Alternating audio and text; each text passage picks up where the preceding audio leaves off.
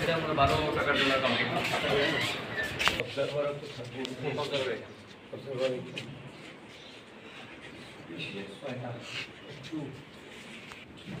Intersect হইলে কিছুটা comfort fan tan দিছে না এসি চলবো এসি চলবো ওইদিকে ওদিকে একটাই একটাই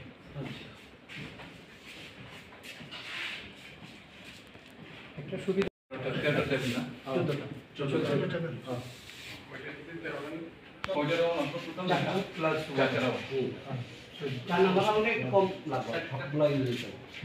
এখানে রাস্তা কম হইবে কয়টা আমাদের 52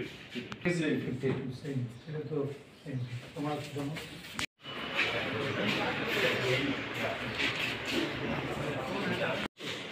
সেই কারণে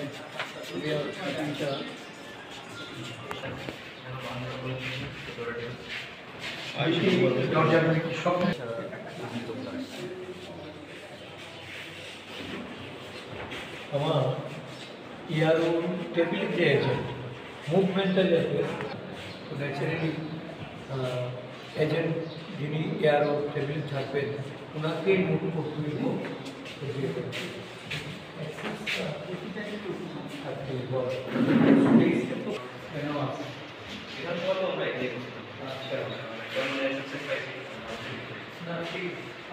মানে এই স্পেসটা একটু কম হয় দুজন চলে আসে হয়তো বসার ক্ষেত্রে অসুবিধা হচ্ছে কিন্তু বেরোতে গেলে মানে মুভমেন্টের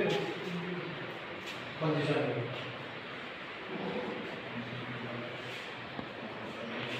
কাউন্টিং যারা থাকতো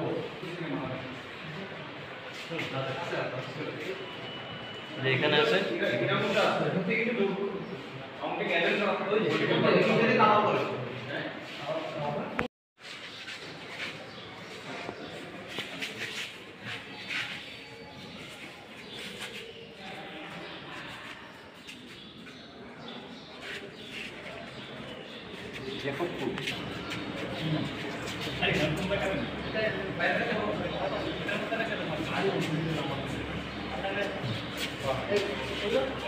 এটা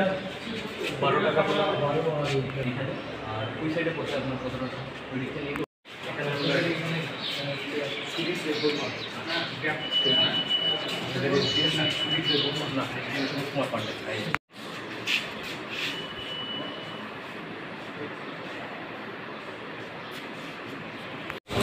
সমগ্র দেশের সঙ্গে আমাদের রাজ্যের লোকসভার 2টি আসনের গণনা হবে। গণনা কেন্দ্রে আজকে এসে স্ট্রং রুমের খোঁজ নিলাম